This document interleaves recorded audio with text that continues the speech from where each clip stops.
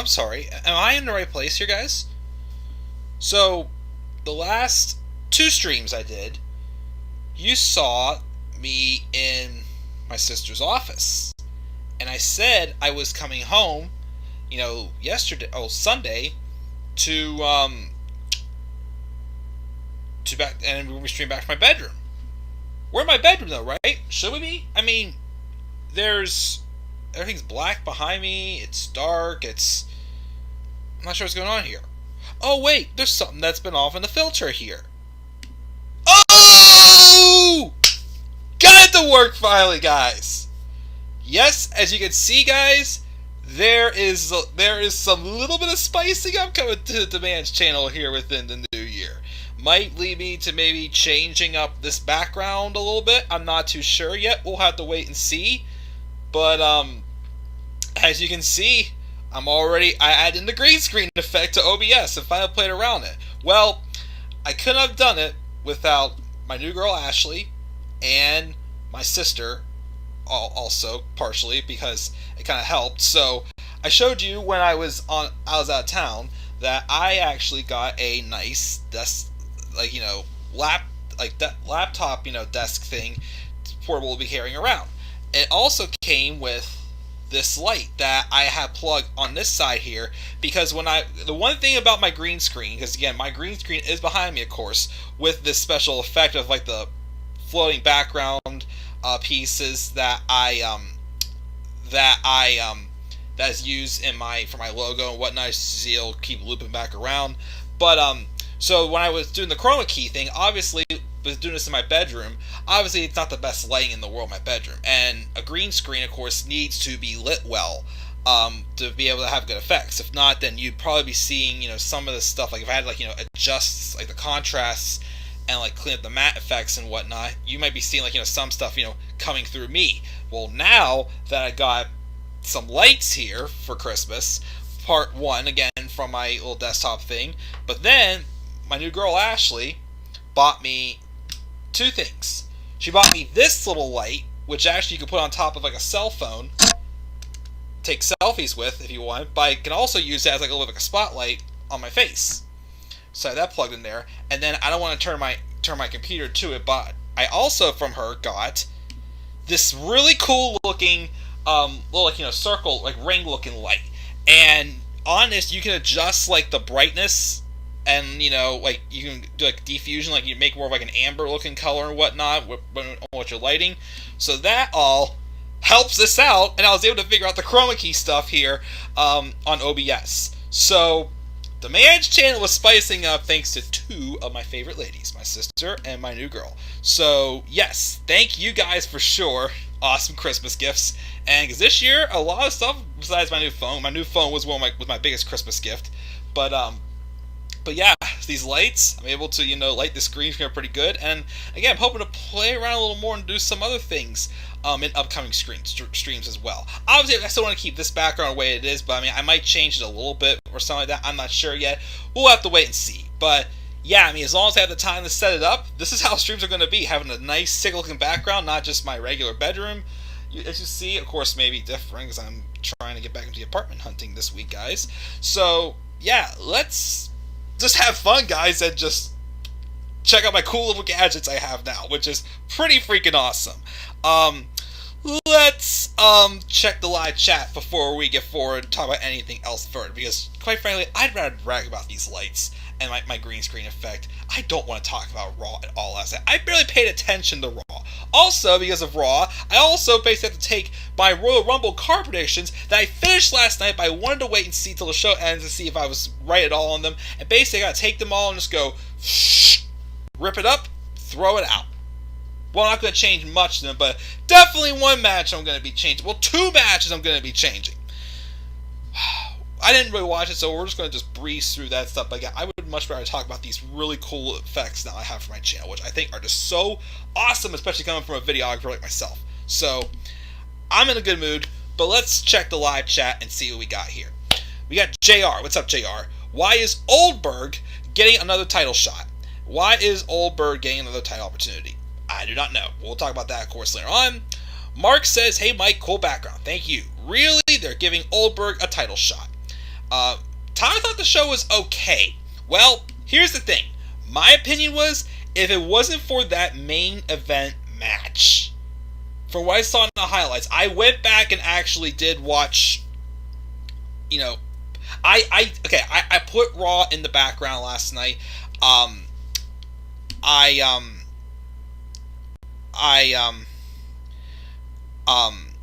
didn't really pay much attention to it at all, but the only thing I really paid good attention to was that main event match, which we'll talk about. That match, I mean, I gave the show a bad grade, but that match basically saved the show from getting a big fat F from me. This show was this close to getting an F, but it still got a bad grade, but that main event match saved it. We also got Mr. Q, the music. 2021 is the same old shit. So far, yes, I do agree. Did you see what AJ Styles' bodyguard did to that guitar? Yeah, he kicked it. And, yeah, that dumb crap. We'll get into that, of course, as well. But let's just highlight this show and see what we got. This is, again, Raw Legends Night. Or the night, as I call, the night to kiss some ass and get some ratings. I actually didn't get to check what the ratings were for this Legends Night. But I didn't fall for it. You want to know why? Because the Legends Night was exactly what we all expected. No big moments, just, hey, I'm here, I'm a legend, goodbye. That's basically all it was. Just the same old crap that nobody cares about. So, and again, WWE, even of course showing what happened after the main event, just relying on the past to draw in the viewers. That's all they do. They rely on the past. And Bruce Pritchard apparently came out this week and said something about how he thinks fans don't like new things. Well, here's the problem. You guys don't like new things because you don't know how to create new things. I'm sorry. You actually do when you actually try and give a crap. But you are stuck on the past because that's all that can get you ratings right now. Because you have a senile old man and Bruce Pritchard who does whatever Vince says. Yes, boss, at your duty, at your service. And your shows suck. Especially Raw. Raw, my gosh, just flat out sucks. We open up. First we get a Hulk Hogan promo with his iPhone case, wherever the heck it is. Then we have this segment with Miz, Morrison, and the New Day running down the show, and all this crappy correct, and then John Morrison being a dumbass, and a bunch of other stuff. It was so freaking cringe. I can't take this anymore with what we're doing with Miz and Morrison, especially John Morrison. He's been back for a year, and he is garbage. John, why did you come back? Why did you come back? The moment they ruined your return and made you job to Brock Lesnar in the Rumble, the only good portion he had of his run was when him and Miz were tag champs. That was actually it barely lasted, and his match actually at WrestleMania last year in that triple threat was actually pretty good. But ever since then, especially since they had that 2-on-1 feud with them and Braun Strowman, they have made John Morrison look like the biggest dumbass on the planet.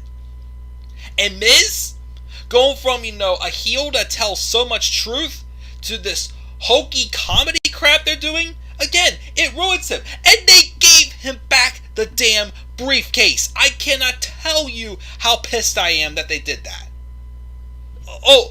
John Morrison was the one who technically cashed it. How many more dumb excuses are these guys able to come up with to write in their shows? Seriously, how many more dumb excuses are they going to do? But of course, this leads to Teddy Long coming out to make a tag team match. Holla, holla, playa. And New Day just win. So what's it doing? Nothing. Didn't care. So yeah, then we have Randy Orton. So Randy Orton, the big question coming into this Raw was, did Randy Orton burn Alexa Bliss? That cliffhanger where Alexa Bliss challenged Randy Orton to burn her, and do exactly what he did to the Fiend. And these segments where it's like, oh my gosh, is the Fiend coming back tonight? It's like, again, like, I hate how WWE does that. They basically just like push the fact that, oh, the Fiend could come back. The Fiend could come back. And the thing is, like, yes, you want to keep that idea in the audience's head, but same time, the thing is you don't want to keep showing up on TV every single week saying, is the Fiend going to come back? Is the Fiend going to come back? It's just like whenever the Shield got back together in 2017. Is the Shield going back together? Is the Shield going back together? It's like, you're making it obvious it's going to happen. The Fiend is going to come back. We thought it was going to be on Legends Night. He was going to take out Hogan. Now it's probably not going to happen until Rumble, because now apparently Randy Orton's in the Rumble. I mean, he could still have a match with the Fiend, but I'd say at this point the Fiend may have to come back and probably eliminating Randy at the Rumble. Who the heck knows? Even though Edge should be coming back and eliminating Orton, I don't know. I don't freaking know. But then Randy Orton spends the rest of the night being the legend killer. Well, first, he says, nah, I didn't burn Alexa Bliss. Moving on. So then what was the point of that segment last week? What was the point of that tease last week with Alexa challenging Orton to do what he did to her? So now what? Like, what was the point of it? And the rest of the night, Randy Orton goes around, emphasizing he's the legend killer, starts crapping on people like, Mark Henry, Big Show, Ric Flair, several others who he obviously just crapped saying, oh, you guys can't do it anymore and whatnot. And I'm just like, this is literally doing nothing for me. So, there's that. Angel Garza was hitting on Alicia Fox. Yeah, apparently Alicia Fox. Remember that feud? Remember that feud with Cedric Alexander, Noam Dar, and Alicia Fox? Noam! Drove me nuts! Went on for 9 stinking months! 9 stinking months because Cedric Alexander got hurt. And then Rich Swann got involved. That he got hurt also. And oh dear Lord, I do not miss that feud. That was so dreadful. Thank God Cedric Alexander, who has an ego now apparently, is actually doing something good with the Hurt Business. We'll talk about that, of course, in a little bit. Alicia Fox is apparently a legend. So that's why she showed up. And then Angel hits on her, and then he bumps into Sergeant Slaughter, Mickie James, and Tatanka. And Slaughter makes fun of him, but he hands the rose to Mickie James. Oh yeah, and then Elias has another match with AJ Styles. Yet they're still both heels. So why are we having a rematch? There was no point of the last match because AJ Styles and Elias had a match just because, oh my gosh, you disturbed me next door. And then during the match, almost destroys Jackson Riker's guitar with a kick. And again, I still don't get why Jackson Riker's all of a sudden being paired with Elias. Again, I never got Jackson Riker. I never got the Forgotten Sons. I mean, okay, I like their run in the second Dusty Rhodes Tag Team Classic when they were runners-up to Aleister Black and Ricochet. And they were getting a decent portion that came up in the roster, but Jackson Riker had to make some Trump comments on Twitter, and that's what, pulled the plug on that gimmick. Now we have Steve Cutler, who's in bed with Deonna Purrazzo. I'm sorry, what did I say? And then we have Wesley Blake. Now the freaking Dumbos, or the Knights of the Lone Wolf, whatever they're calling them, those stupid bland-ass costumes. Those costumes that they wear, that Cutler and Blake wear on SmackDown for Knights of the Lone Wolves, it's worse than the Shield's turtlenecks. The turtlenecks, remember when the Shield debuted in 2012 and they had those stinking turtlenecks? It was worse than the turtlenecks. Again, Seth Rollins and Roman Reigns better be grateful, and Dean Ambrose, of course, John Moxley, better be grateful they didn't have to wear those stinking, whatever the heck these outfits are that Cutler and Blake are wearing. So, but now Jackson Riker's being, again, even in NXT, I never got Jackson Riker. Never understood him whatsoever. But now he's Elias' lackey, and then almost is kicking his guitar down. I don't care. I don't care at all. AJ won again. Then Charlotte declares entrance into the Royal Rumble, which I'm sure a lot of people are freaking out because Charlotte's in the Rumble, and they're especially in this show, they're really trying to push the idea that Charlotte's a babyface. When again, it does not work. So Charlotte's in the Rumble, but I'm pretty confident she's not winning it this year. I mean, last year I wasn't either, but I really think Bianca will be winning it this year. Bianca. It has to be Bianca. I think. Charlotte's going to be going to be the runner-up. There's no doubt about that. But I don't think she's going to win it this year. The women, I don't think they're going to be done with. The men, well, things kind of change with the men. We'll get to that shortly also. So then we have Matt Riddle hanging out with the Big Show, and then Randy Orton craps on the Big Show. Oh gosh! So then we have the first of 3 non-title matches on this show. So guess what happens when 3 champions have non-title matches? They lose, and they lose. Starting with this match, the women's tag team champions, Asuka and Charlotte, taking on the God for who knows what reason why they're a tag team, Lacey Evans and Peyton Royce. Again, why in the world is this happening?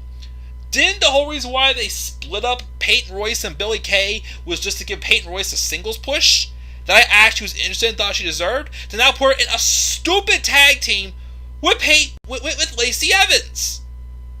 And even I think Peyton Royce has come on social media. She doesn't like that idea. Does anybody like this idea? Like, what's the point? What was the point of splitting up these tag teams to put together with another tag team for God knows what reason? And then, during this match, there was a moment where Lacey Evans leans over to Ric Flair, who was at ringside watching his daughter. And she starts hitting on him. That's where I'm going, okay, that is Vince purely wishing he could have Lacey Evans hitting on him.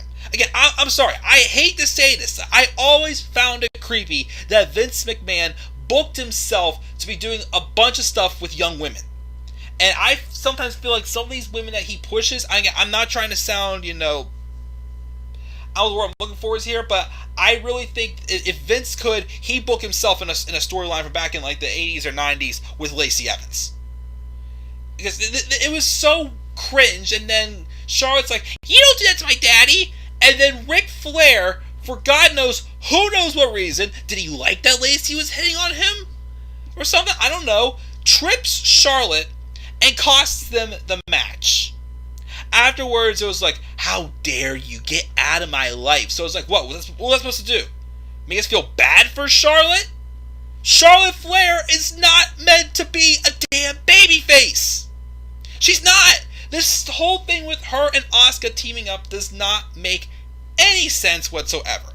Doesn't make any. So again, that was stupid, and there was that booking that was dumb. Oh yeah, well first we have a backstage segment with Sheamus giving Drew McIntyre a pep talk, saying give Keith Lee an extra kick in the head from him. Hogan and Jimmy Hart arrive. They talk about how excited they are for tonight's main event, and McIntyre and Hogan then cut a promo on Lee, basically whatnot, to hype up the match. And then we have this, our second non-title match. Matt Riddle and Bobby Lashley. Towards the end of this match, the referee was distracted because MVP was, I don't know what he was doing, was distracted by something. And when he wasn't looking, Matt Riddle was tapping out to the Hurt Lock. And off the distraction, however it was, Riddle then rolls up Lashley for a pinfall victory. So who's the babyface and who's the heel here? I mean, yes, I guess they're trying to tell a story here with, the Hurt Business finally, getting, bit in the butt with it. But what was the point? Again, why are we having champions lose clean in non-title matches? Unless he's facing Jeff Hardy, which we'll get to Jeff Hardy here in a second. Oh, we're going to get to Jeff Hardy. So, that was dumb. So that's how Matt Riddle gets the U.S. title shot. Like all other title matches. Well, World title matches, at least, anymore, don't get that booking. Everything else, though, they have to lose clean in a non-title match. So, if they lose clean there, okay, this wasn't clean, but just bad booking. I hate it. So, there was that. And then, oh gosh. We had this next match. It was supposed to be Mandy Rose and Shayna Baszler. But Shayna came out for the match and attacked Mandy Rose. Then out came Dana Brooke, and she's like, "Let me fight you! Let me fight you!" 7 seconds later, the match was over because Shayna Baszler put Dana Brooke immediately in the Karafuda clutch and laid on her back and basically let Dana pin her. After the match, of course, Shayna didn't even bother to acknowledge the fact that she lost the match. She literally just kept choking her out. Mandy Rose attacked her, and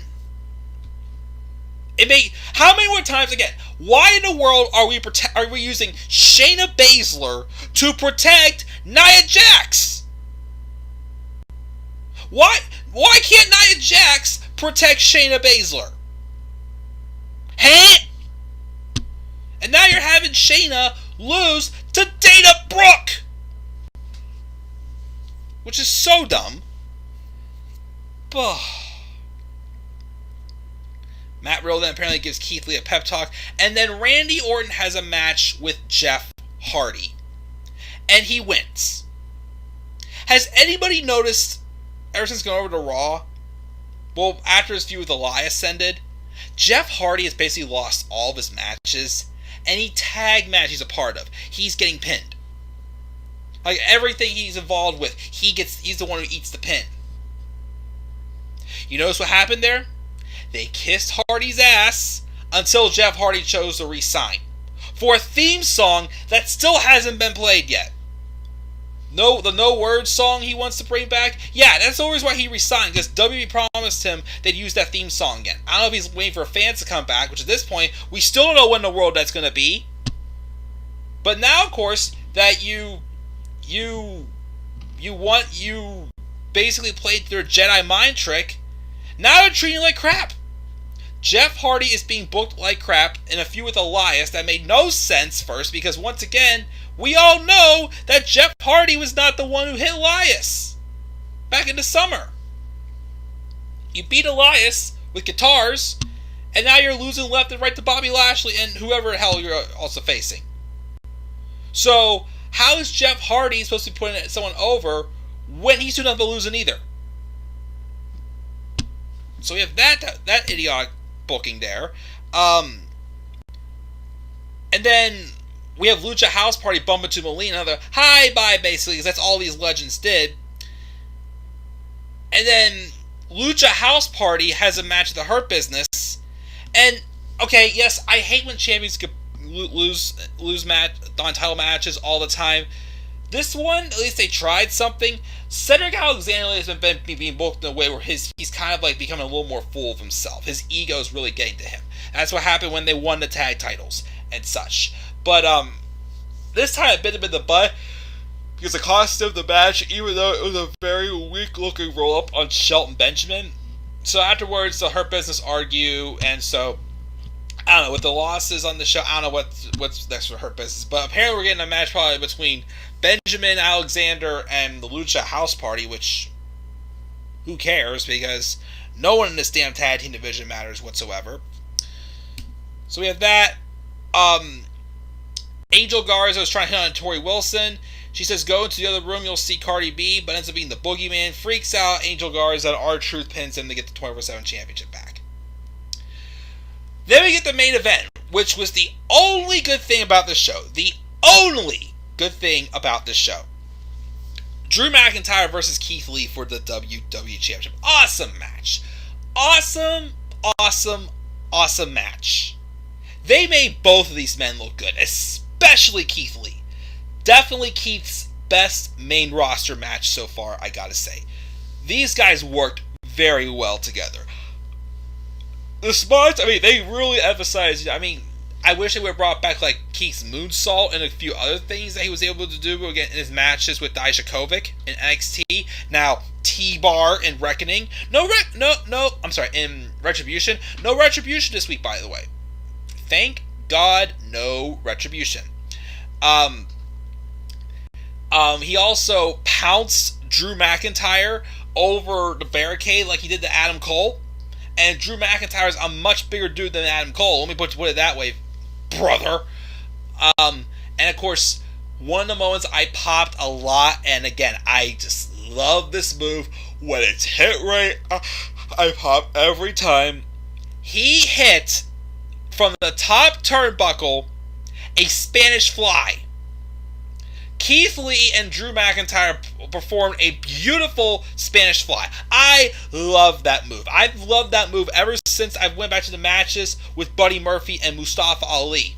I'm sorry, now he's Mustafa Ali, not Mustafa Ali. But ever since they did that, I think in the match I saw them have, I loved that move. And seeing guys like Keith Lee and Drew McIntyre do it, it's just beautiful. Unfortunately, it wasn't enough for Lee as McIntyre went to the Claymore to win the match, as I kind of expected them to do. Well, I thought they were going to turn Keith Lee heel tonight. They did not. Afterwards, they fist bumped out with a sign of respect. I looked down at my phone and saw it was 10:56. I'm like, oh boy, something else is happening. Well, this happened. Showing up to end the show was Goldberg.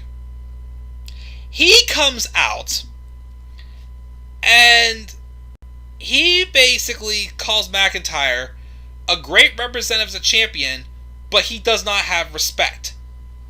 He does not have respect for any of these legends and think they're a bunch of old hags. Like, when the hell did Drew McIntyre ever say that? If anything, I think the way he's been booked, McIntyre's shown a ton of respect for the championship and what it does. The whole thing about how, he lacks respect, thrown out the window. So then he challenges McIntyre to a match at the Royal Rumble. McIntyre accepts, and then of course, obviously, when the show's like, at a second, it's like, oh, we got cut, leave with a cliffhanger. That cliffhanger, ladies and gentlemen, was Goldberg pushing Drew McIntyre on his ass like a punk. So we're getting Drew McIntyre and Goldberg at the Royal Rumble for the WWE Championship. Now, here's a spoiler alert. Even though it's pretty obvious they're doing Kevin Owens and Roman Reigns at the Rumble at this point, my card breaks were originally going to be Roman Reigns and Goldberg. Because originally, I was hearing rumors that Goldberg was a favorite to win the Royal Rumble, which I thought was absolutely stupid. Goldberg, there's no reason for Goldberg to win the Rumble. I'm still picking Daniel Bryan. Daniel Bryan, with the story they're already telling with him, and the fact that they cannot,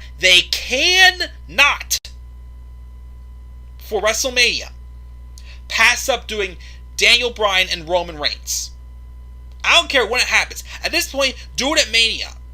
Do it at Mania. Daniel Bryan versus Roman freaking Reigns. That match has to happen now that the dynamics are there. And it's going to be freaking awesome. But originally, even though we're doing Roman Reigns and Kevin Owens probably 3 stages, I'm gonna change it to Roman Reigns and Kevin Owens 3 stages of hell. I'll try to get them done tonight. I'm not sure. I'm trying to do my next part of my Harry Potter Let's Play also. But I originally thought we would just do Roman Reigns and Goldberg at Rumble instead of WrestleMania. Well, now we're probably not going to get Reigns and Goldberg at Mania, which is fine by me. Fine by me. Problem is, though, if this was Goldberg putting over Drew McIntyre, I'm totally cool with that. That's totally fine. Problem is I had no problem last year when we were going to be doing Goldberg and The Fiend at Super Showdown. And what happened? Goldberg won. And then WrestleMania's hype just crashed. The world crashed because, for crying out loud, the freaking pandemic kicked in after that. Maybe this time this will be when no, I'm not going to be like that. I'm not going to go there. No. So, why should I trust? I mean, even though, I don't know. I feel like Drew McIntyre losing to Goldberg would not hurt as bad as The Fiend. But, because McIntyre's already accepted defeat and overcome it as a babyface. But I still think it's such a dumb idea. What are they going to do by putting the championship on Goldberg heading into WrestleMania? And plus two, it'll make his match obvious, whoever he faces, that they're going to win, because Goldberg's not going to be there the next night. So, to check the poll before we go off the air here on Twitter, I posted this poll last night. 13 votes. What are your thoughts on Drew McIntyre versus Goldberg at the Royal Rumble? 13 votes. 15.4% said yes. 84.6% said no way. Again, my thing is as long as he puts over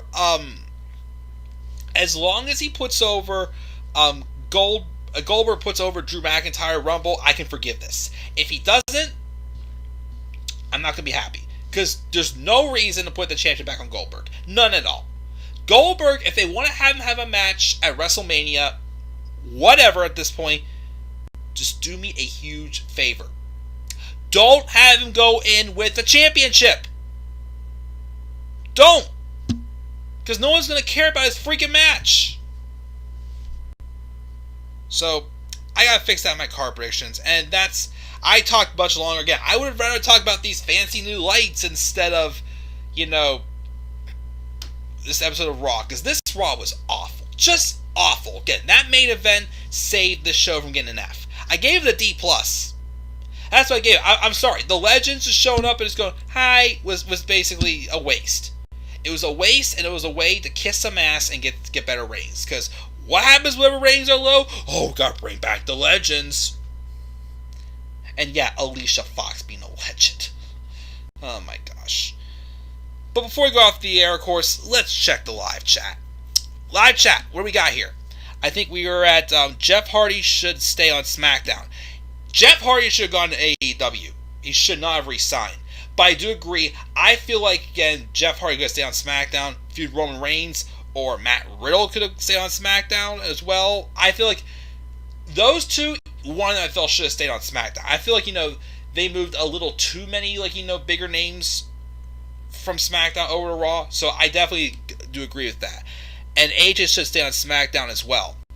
Again, I understand the reason behind as to why they moved AJ to Raw was because he'd rather not work Fridays, and he's at a point where he doesn't want to miss his kid's stuff on the weekends. So I get it. He's booked much better on SmackDown, but I kind of understand where he is in his life right now, why he's on Raw.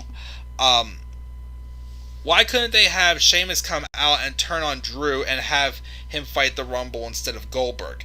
I thought that would have happened too, but one, would have been a little too obvious, and two, if Drew would retain, which I'm hoping he retains, I wonder if they're going to be saving Drew and Sheamus for WrestleMania. I know it doesn't sound like a WrestleMania caliber match, but seeing the real chemistry these two connect, that could be a good WrestleMania match. So, may not be getting that till Mania.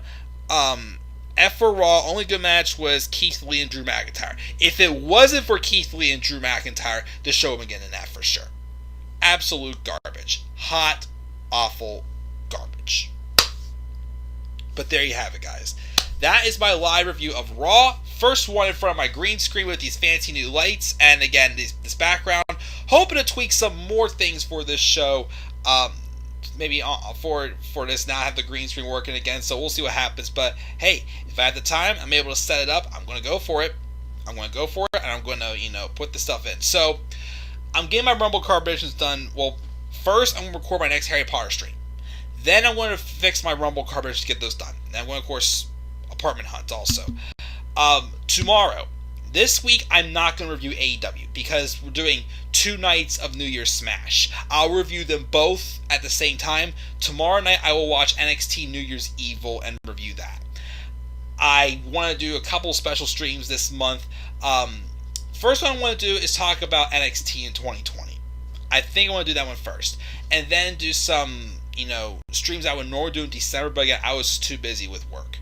So, we'll take care of that within the next couple weeks. And also, of course, since it's Royal Rumble month, I gotta do my Royal Rumble recap and review from last year's Rumble matches. One of the last things that were just excellent in front of crowds. But there's that. So yeah, but that's going to do it, guys, for this review. Again, D+.